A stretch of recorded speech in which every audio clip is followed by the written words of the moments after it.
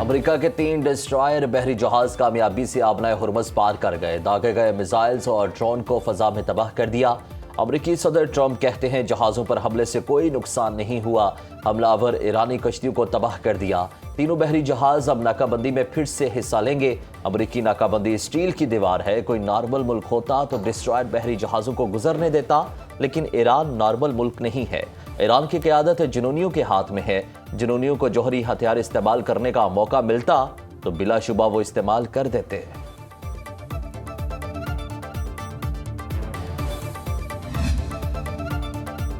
ایران کا امریکہ پر جنگ بندی معاہدے کی خلاف ورزی کا الزام۔ ترجمان خاتم الانبیاء ہیڈ کوارٹرز کا خمیر سرخ خوشب جزیرے میں شہری تنصیبات اور 2 بحری جہازوں پر حملوں کا دعویٰ۔ ایرانی پانیوں میں آبنائے ہرمز اور اماراتی بندرگاہ فجیرہ کے سامنے سے آبی گزرگاہ میں جہازوں کو نشانہ بنایا، جس میں خطے کے بعض ممالک نے تعاون کیا۔ پاسداران انقلاب کے مطابق کسی بھی جارحیت کا بغیر کسی ہچکچاہٹ کے بھرپور جواب دیا جائے گا۔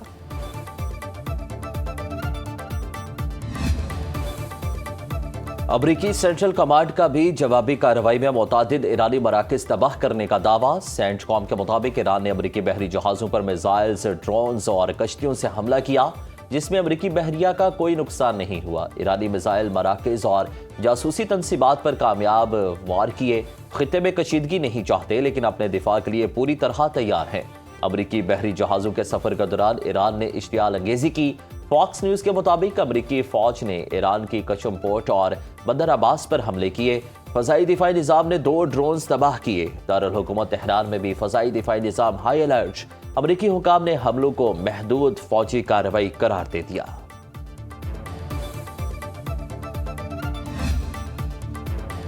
ایران کے ساتھ جھڑپوں کے باوجود جنگ بندی برقرار، معاہدہ کسی بھی دن ہو سکتا ہے۔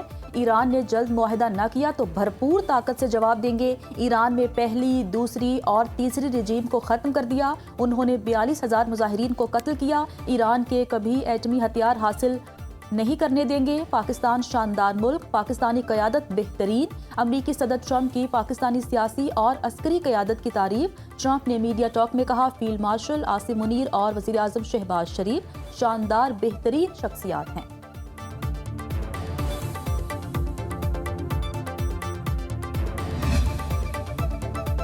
امریکی کانگریس بھی ایران امریکہ جنگ میں ثالثی پر پاکستان کے کردار کی معترف تعریفی قرارداد پیش کر دی۔ ڈیموکریٹ رکن ایل گرین نے ایوان نمائندگان میں قرارداد پیش کی، جس میں پاکستان کی امن کے لیے کوششوں اور سہولت کاری پر تعریف کی گئی۔ متن کے مطابق ایران امریکہ جنگ میں پاکستان کلیدی ثالث کا کردار ادا کر رہا ہے۔ پاکستان نے سفارتی وفود کی میزبانی کے لیے مشکلات برداشت کی، امن مذاکرات کے لیے محفوظ اور قابل اعتماد مقام فراہم کر رہا ہے۔ پاکستان مستقل امن کو ممکن بنانے میں اہم کردار ادا کر رہا ہے۔ امریکہ سلامتی کونسل میں آبنائے ہرمز سے متعلق نئی قرارداد لانے کے لیے تیار۔ قرارداد کی حمایت کریں۔ امریکہ کا روس اور چین کو مشورہ۔ اقوام متحدہ میں ایران سے متعلق امریکی قرارداد میں چین اور روس ویٹو کر سکتے ہیں۔ بحرین، کویت، قطر، سعودی عرب اور متحدہ عرب امارات تیاری میں شامل۔ عرب میڈیا کے مطابق نئی قرارداد کا مقصد ایران سے آبنائے ہرمز میں حملے اور ٹول ٹیکس روکنے کا مطالبہ کرنا ہے۔ رپورٹ کے مطابق گزشتہ ماہ بھی اسی نوعیت کی ایک قرارداد پیش کی گئی تھی، تاہم چین اور روس نے اسے ویٹو کر دیا۔ روس نے سلامتی کونسل میں امریکہ کی حمایت یافتہ ایران مخالف قرارداد مسترد کر دی۔ ایرانی پریس ٹی وی کا دعویٰ، اقوام متحدہ میں روس کے مستقل مندوب نے کہا کہ غیر متوازن اور اشتعال انگیزی کوشش ہے۔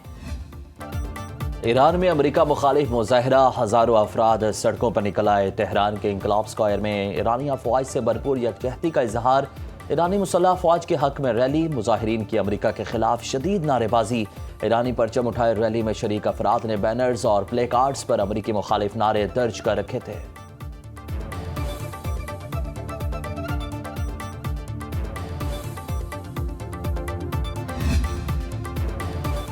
شدید بمباری کے باوجود ایران اب بھی اپنے 70% میزائل ذخیرے کو برقرار رکھے ہوئے ہے۔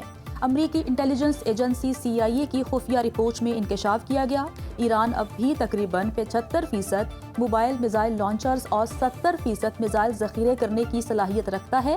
امریکی اخبار کے مطابق رپورٹ میں کہا گیا ایران امریکی بحری ناکہ بندی کو کم از کم 3 سے 4 ماہ تک برداشت کر سکتا ہے، اس کے بعد ہی اسے شدید معاشی دباؤ کا سامنا کرنا پڑے گا۔ ایرانی حکومت نے زیر زمین میزائل سائٹس کو دوبارہ فعال کر لیا۔ امریکہ اور ایران کے درمیان قلیل مدتی جنگ بندی کا فریم ورک تیار۔ برطانوی میڈیا کا کہنا ہے کہ دونوں ممالک مفاہمت پر غور کر رہے ہیں۔ دی گارڈین کے مطابق جزوی معاہدے کے ذریعے آبنائے ہرمز کو دوبارہ کھولنے کی کوشش جاری ہے۔ فریم ورک کے تحت پہلے مرحلے میں جنگ کا باضابطہ خاتمہ کیا جائے گا، دوسرے مرحلے میں آبنائے ہرمز کے بحران کا حل نکالا جائے گا۔ گہرے اختلافات کے باعث متنازع معاملات فی الحال حل طلب رہیں گے۔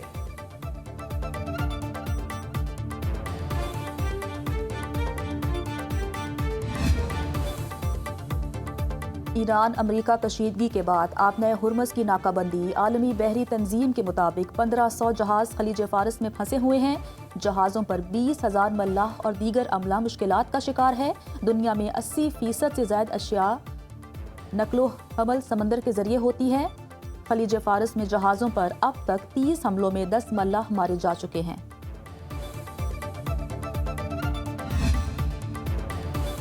نائب وزیر اعظم اسحاق ڈار کا سنگاپور کے وزیر خارجہ سے ٹیلی فونک رابطہ۔ امریکہ کی جانب سے تحویل میں لیے گئے جہازوں پر موجود 11 پاکستانی اور 20 ایرانی کارکنوں کی واپسی کے لیے سنگاپور سے تعاون کی درخواست۔ اسحاق ڈار نے کہا کہ ایرانی وزیر خارجہ عباس عراقچی سے بھی بات ہوئی۔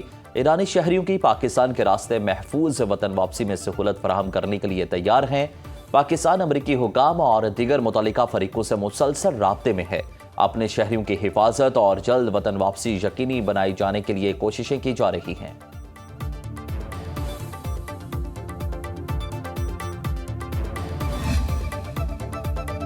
پاکستان کو IMF سے $1.2 ارب کی قسط ملنے کا امکان۔ IMF ایگزیکٹو بورڈ کا اجلاس آج واشنگٹن میں ہوگا۔ ذرائع کے مطابق بورڈ اجلاس میں پاکستان کی معاشی صورتحال اور سٹاف لیول معاہدے کا جائزہ لیا جائے گا۔ ایگزیکٹو بورڈ پاکستان کے لیے $1.2 ارب سے زائد رقم کی منظوری دینے کا فیصلہ کرے گا۔ وزارت خزانہ حکام کے مطابق پاکستان کو تیسرے جائزے کی کامیاب تکمیل کے بعد $1 ارب کی قسط ملنے کا قوی امکان ہے۔ RSF کے دوسرے جائزے کے بعد $210 ملین اضافی ملیں گے۔ وزیر خزانہ محمد اورنگزیب کہتے ہیں پاکستان نے سٹاف لیول معاہدہ کامیابی سے مکمل کیا۔ پاکستان کی جانب سے تمام پیشگی اقدامات مکمل، قرض منظوری ہوگی۔ آبنائے ہرمز میں ایران اور امریکہ کے درمیان جھڑپیں۔ عالمی منڈی میں خام تیل کی قیمتیں دوبارہ بڑھنے لگیں۔ خام تیل کی فی بیرل قیمت میں 1% سے زائد اضافہ۔ برینڈ کروڈ آئل کی فی بیرل قیمت $101.47۔ WTI کی قیمت $95.93 ہو گئی۔ ایشیائی سٹاک مارکیٹ میں مندی۔ جاپانی سٹاک مارکیٹ کے ٹاپکس انڈیکس میں 0.8%، ہانگ کانگ کے ہینگ سینگ انڈیکس میں 1.2% کمی۔ آسٹریلوی سٹاک مارکیٹ میں بھی 1.6% گراوٹ۔ عالمی منڈی میں سونا مزید مہنگا، فی اونس قیمت $4,713 ہو گئی۔ پاکستان سٹاک مارکیٹ میں کاروبار کا منفی رجحان۔ 100 انڈیکس میں 1,834 پوائنٹس کی کمی، انڈیکس 1,71,059 پوائنٹس پر آ گیا۔ انٹر بینک میں امریکی ڈالر کی قدر میں استحکام، انٹر بینک میں ڈالر $278.71 پر برقرار۔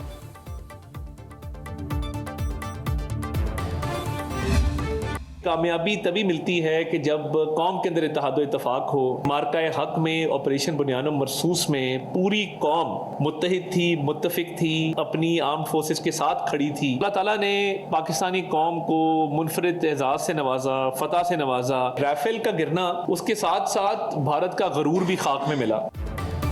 آپریشن بنیان و مرصوص میں پاکستان نے بھارت کا غرور ریزہ ریزہ کر کے خاک میں ملا دیا۔ مارکہ حق کا 1 سال مکمل ہونے پر وفاقی وزیر اطلاعات عطا اللہ تارڑ کا خطاب۔ کہا بھارتی لیڈرشپ کی شکلیں بتا رہی تھیں کہ وہ ہار چکے ہیں۔ مارکہ حق میں پوری قوم متحد اور شانہ بشانہ کھڑی تھی۔ کامیابی تب ہی ملتی ہے جب قوم میں اتحاد اور اتفاق ہو۔ بیانیہ، سفارتی اور عسکری محاذ پر اللہ تعالیٰ نے پاکستان کو فتح دلائی۔ پاک فضائیہ نے دنیا بھر میں اپنی جوابی کارروائی سے دھاک بٹھائی۔ ایسا رد عمل دیا کہ دشمن 4 گھنٹے میں گھٹنے ٹیکنے پر مجبور ہو گیا۔